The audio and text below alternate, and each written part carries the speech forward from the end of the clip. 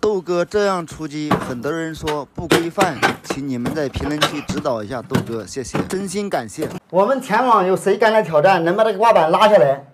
你们谁家装空调，照我去装，1分钱不要。是刚好是零度水平的，因为它原来的话这里有一个胶粒，我们先用好这个孔啊，由于藤管太长，我们就往这边移了。原来的话是这个位啊，这里的话有4颗螺丝，我们现在移到这边来。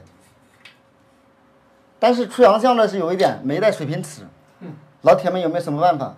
今天的话没带水平尺，那么我用的手机的话来当水平尺用啊，这样你看都可以有变化啊，上下水平有变化，就拿这个啊，以后的话就摆脱水平尺了，我拿这个校一下看看啊，这样是-3度、-4度，我们给它调到0啊，现在就平了啊，现在这样的话是刚好是0度水平的，我们就开始定位啊，没有水平尺。用的手机的话也是非常好用的啊！很多老铁在评论区说我这样打钢钉不规范，为了图省事，打着方便，以后拆的难。其实你是没掌握到拆的方法。也有的说必须要打胶粒。老铁们，这个挂板的话就打得平平整整的，结结实实的。我们前网有谁敢来挑战，能把这个挂板拉下来？你们谁家装空调，照我去装，1分钱不要。平着咱先挂在墙上那样。哎，对。豆哥不管在哪里干活，都是让主家帮忙穿藤管，配合的都非常默契。你们在外面干活，主家会不会帮忙呢？也有好多老铁说单干不好，我觉得分米的时候你都知道好不好了。只能说各有各的优缺点，没有绝对的好与不好。豆哥的说法你认可吗？往这里压一下子，对，使劲压，对。这样，那个地方再层板再伸出去一点。哎，对。好，看一下。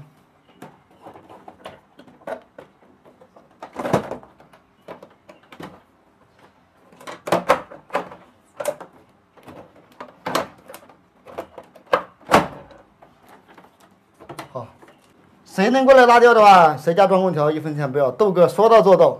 电源的话，它这里刚好。这个地方就这样吧，也差不多啊。我们这样一拉，啊，这样一拉就开了。我们把这个螺丝一穿，我们看这个螺丝帽，近距离看一下，你看一下这里面是有胶垫的，防褪丝的自锁螺丝，啊，这就可以了，啊，永远不会生锈。所以这个无绳电钻打一个孔，啊，这就装好了。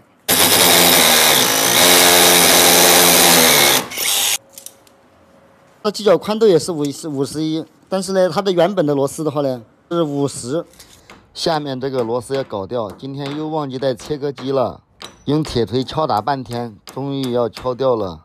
水平尺没带，角磨机没带，这就是游击队的标准吗？就地起台，用它原来的。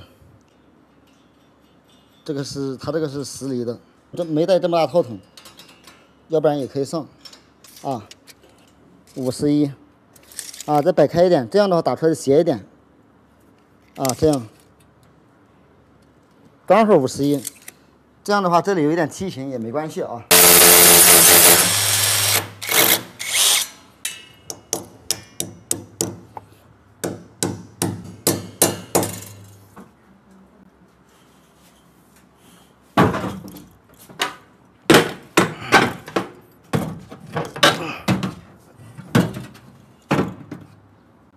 豆哥这样出击，肯定又有好多老铁在后台喷，说不安全。啊，这机子的话就出好了。空调拆装神器也没带，这样将就一下。水平尺没带，角磨机没带。老板，麻烦你过来确认一下，看你感觉怎么样 ？OK 呀。可以是吧？嗯。如果可以的话，那麻烦你把这个费用的话给一下吧。好的。啊。说好的220。啊，220块钱。来，这里220。好，谢谢你啊。100、200、210、220。啊，行，谢谢啊。那我就先走了啊。好的。